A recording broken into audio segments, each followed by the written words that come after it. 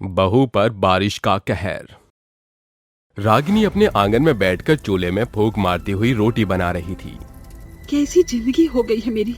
मेरा पति सारा पैसा अपनी शराब में उड़ा देता है और जो मैं कमाती हूँ वो भी मुझसे छीन लेता है।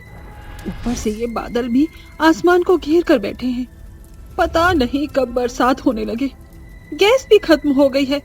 अगर अभी रोटी नहीं बनी तो बहुत दिक्कत हो जाएगी। रागिनी ऐसा कहकर रोटी बनाने लगती है, लेकिन तभी अचानक से आग बुझने लगती है, जिसकी वजह से रागिनी को फिर चूल्हे के अंदर फूंक मारनी पड़ती है। ओहो, एक तो मुझे चूल्हे पर रोटी बनानी नहीं आती, ऊपर से ये चूल्हा जलने को राजी नहीं है। ऐसे में खाना कैसे बनाऊंगी। तभी उसका मुन्ना अचानक से रोने लगता है। अरे मुन्ना रो रहा है, पहले उसे चुप करा लेती हूँ, नहीं तो खाना बनाना मुश्किल हो जाएगा। रागिनी अपने मुन्ना को उठाती है और उसे दूध पिलाने लगती है। दूध पिलाने के बाद उसका मुन्ना सो जाता है और वो दोबारा से चूल्हे पर रोटी बनाना शुरू कर देती है। तभी अचानक से बारिश की हल्की हल्की बूंदें गिरने लगती हैं। अरे ये क्या, अभी तो मैंने पूरा खाना भी नहीं बनाया और ये अचानक से बरसात शुरू होने लगी। अब मैं क्या करूं? रागिनी कुछ सोचते इससे पहले बारिश तेज होने लगी थी, जिसकी वजह से रागिनी जल्दी जल्दी खाना उठाकर घर में ले जाती है। बारिश की वजह से चूल्हे की आग अपने आप बुझ जाती है। हे भगवान, रोटियां तो केवल 2 ही बनी हैं। अब 2 रोटियों में हमारा गुजारा कैसे होगा। रागिनी को कुछ भी समझ नहीं आता। तभी बरसात में भीगते हुए उसका शराबी पति लड़खड़ाते हुए घर में पहुंच जाता है। 2 घूंट, अरे 2 घूंट पिला दे साथिया, बाकी मेरे पे छोड़ दे। 2 घूंट पिला दे साथिया, बाकी अरे यार मेरे पे छोड़ दे। जैसे ही रागिनी कार्तिक को देखती है, वो अपने आप से कहती है, हे भगवान, ये तो आज फिर से शराब पीकर आ गए। अरे रागिनी, ओ रागिनी, कहाँ मर गई? अरे देख मेरी बाटली खत्म हो गई है, जल्दी से पैसे दे, मुझे शराब पीनी है। अजी, एक तो आप बरसात में पूरी तरह भीगे हुए हो और ऊपर से दोबारा बरसात में जाकर दारू पीने की कह रहे हो। अरे मैंने तुझसे सलाह नहीं मांगी, जल्दी से मुझे पैसे निकाल कर दे, नहीं तो अच्छा नहीं होगा। ऐसा मत कीजिए, अगर मैंने आपको पैसे दे दिए तो कल मैं सुबह सिलेंडर कैसे भरवाऊंगी। आज भी बहुत ही मुश्किल से मैंने चूल्हे पर खाना बनाया है।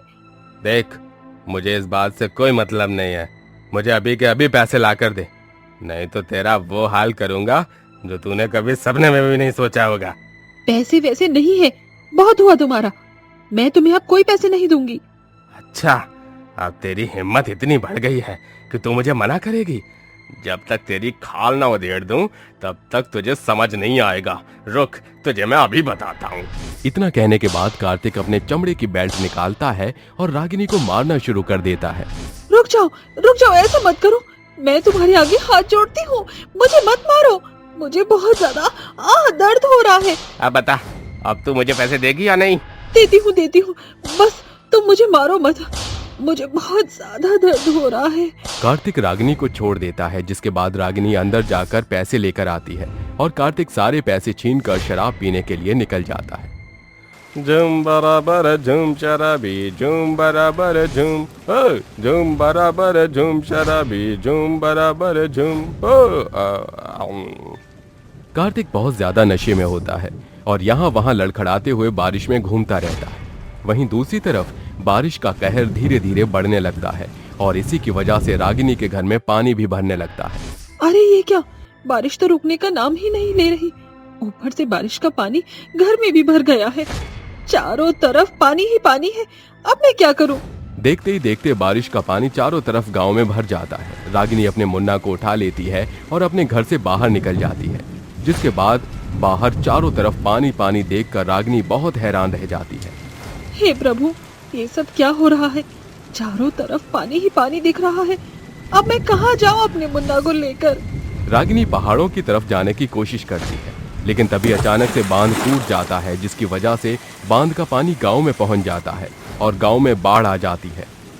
बाढ़ के चलते कई मकान और कई सारे लोग पानी में बह जाते हैं। वहीं रागिनी एक घर की छत पर खड़ी होकर अपने बच्चे की रक्षा करने लगती है।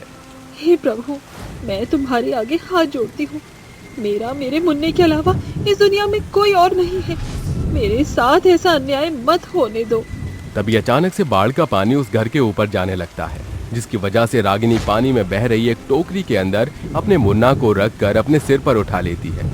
तभी रागिनी को एक लकड़ी का दरवाजा पानी में बहता हुआ नजर आता है, जिसके ऊपर रागिनी तुरंत चढ़ जाती है और अपने मुन्ना को भी उसी के ऊपर रख लेती है। तभी रागिनी का मुन्ना रोने लगता है। चुप हो जा मुन्ना, चुप हो जा, मैं तुझे कुछ नहीं होने दूंगी। तेरी माँ तेरे साथ है। अब चाहे ये बाढ़ का कहर ही क्यों ना मुझ पर बरसे, मैं तेरे ऊपर एक आंच भी नहीं आने दूंगी।